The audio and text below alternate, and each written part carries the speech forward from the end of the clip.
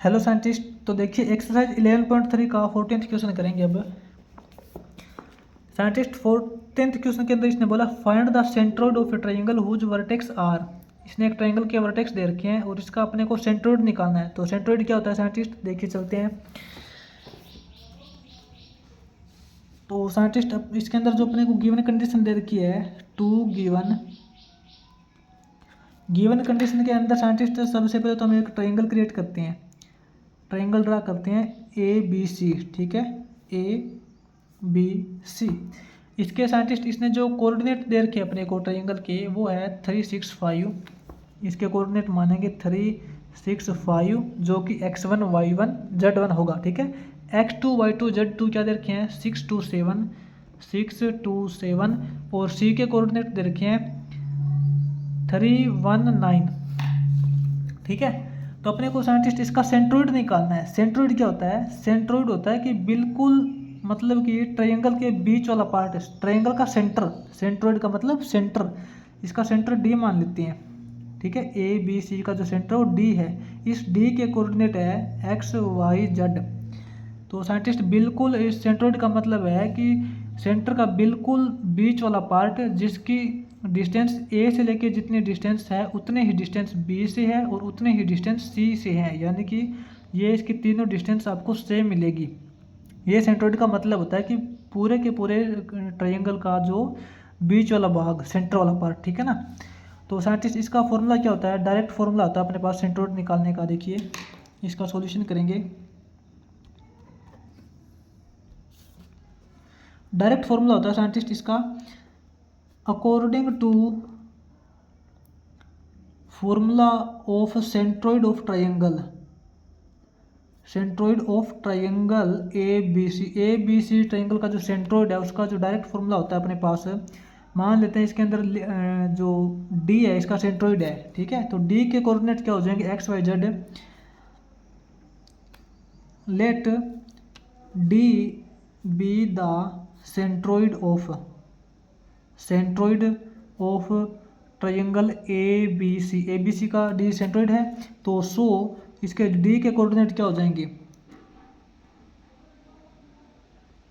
Coordinate of D के coordinate क्या हो जाएंगे साइंटिस्ट, इसका एक्स हो जाएगा, डी का जो एक्स कोऑर्डिनेट क्या हो जाएगा x1 plus x2 plus x3 upon 3।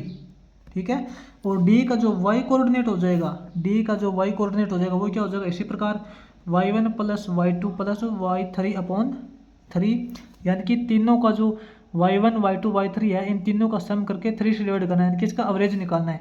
इसी प्रकार इसका x का एवरेज निकालना है, y का एवरेज निकालना है और इसी प्रकार इसका z का एवरेज निकालना है। तो इसका जो z कोऑर्डिनेट क्या हो जाएगा z1 plus z2 plus z3 upon 3।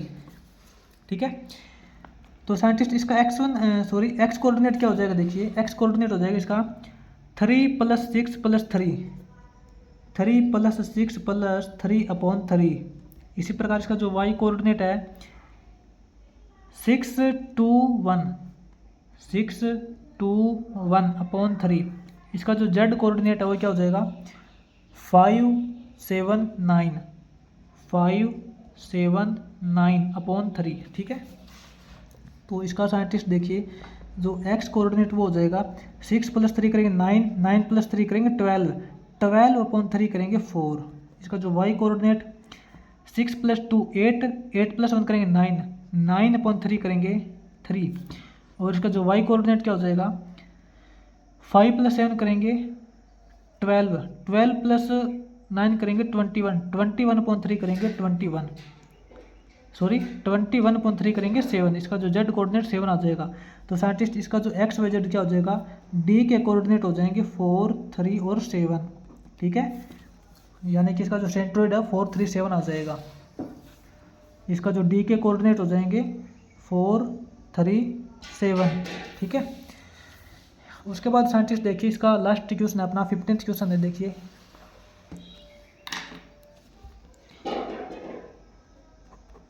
15th question की स्टेटमेंट में साइंटिस्ट इसने अपने को बोल रखा था centroid of triangle whose vertex are. इसने ट्रायंगल के अपने को दो वर्टेक्स दे रखे हैं, एक तो ये वर्टेक्स दे रखा है और एक ये वर्टेक्स दे रखा है। ट्रायंगल का जो सेंट्रोइड ये दे रखा है, तो अपने को इसने बोला कि इसका तीसरा वर्टेक्स निकालिए। तो साइंटिस्ट 15th क्वेश्चन के अंदर जो अपने को गिवन कंडीशन है, उस गिवन कंडीशन के अकॉर्डिंग नोट करते हैं कि अपने पास एक ट्रायंगल दे रखा है। मान लेते हैं कि ये ट्रायंगल है अपना, ठीक है। ट्रायंगल अपना है ए, बी और सी। इसने जो ए और बी के दो कोऑर्डिनेट दे रखे हैं वो है 1 5 -2, 1 5 -2, और बी के कोऑर्डिनेट है 3 2 7, 3 2 7। और साइंटिस्ट इसने जो लास्ट वाला कोऑर्डिनेट दे रखा है वो इसके सेंट्रोइड का कोऑर्डिनेट दे रखा है। मान लेते हैं कि इसका जो डी पॉइंट है वो इसका सेंट्रोइड है, यानी कि कंप्लीट ट्रायंगल का सेंटर पॉइंट है।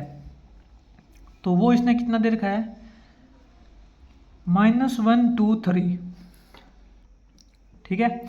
तो अपने को साइंटिस्ट इसके अंदर जो तीसरा वर्टेक्स है इसके कोऑर्डिनेट निकालने हैं। ये साइंटिस्ट अपने पास मान लेते हैं कि x1 y1 z1 है, ये अपना x2 y2 z2 है, ये अपना यहाँ पे x3 y3 और z3 है, जिसकी अपने को वैल्यू निकालनी है।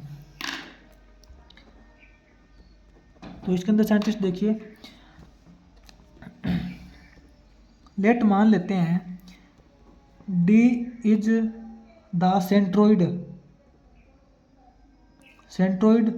ऑफ ट्रायंगल ABC, ठीक है। तो according to formula of centroid क्या होता है scientist, according to formula of centroid का जो साइंटिस्ट एक्स वाला कोऑर्डिनेट आता है, डायरेक्ट फॉर्मूला पुट करते हैं। सेंट्रोइड का जो एक्स कोऑर्डिनेट है -1, वो कैसे आता है, x1 + x2 + x3, यानी कि 1 + 3 + x3 अपॉन 3 हो जाएगा, ठीक है। और इसका जो 2 आया है वो 2 कैसे आया होगा, 5 + 2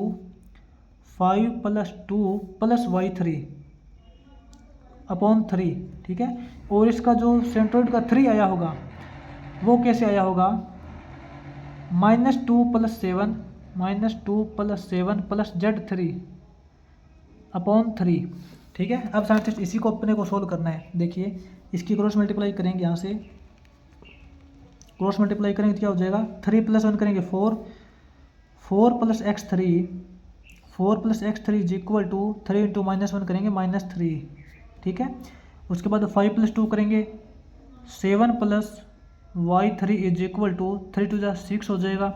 और उसके बाद 7 - 2 करेंगे प्लस का 5 + z3 = 3 3 9 हो जाएगा। इसके अकॉर्डिंग साइंटिस्ट अपने पास x3 की वैल्यू क्या हो जाएगी, x3 की वैल्यू हो जाएगी -3 -4,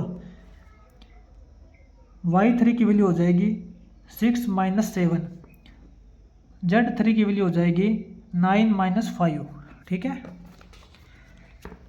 तो साइंटिस्ट अपने पास देखिए जो सी पॉइंट है, सी के कोऑर्डिनेट क्या हो जाएंगे, x3 y3 z3, यानी कि x3 की वैल्यू -3 - 4 करेंगे -7, y3 कितना हो जाएगा 6 - 7 करेंगे -1, z3 9 - 5 करेंगे 4। तो इसके साइंटिस्ट जो थर्ड कोऑर्डिनेट क्या हो जाएंगे, -7 -1 और 4, -7 -1 और 4, ठीक है। ये इसके कोऑर्डिनेट आ जाएंगे। तो साइंटिस्ट अपना ये 15th क्वेश्चन हो जाएगा यहाँ पे कंप्लीट।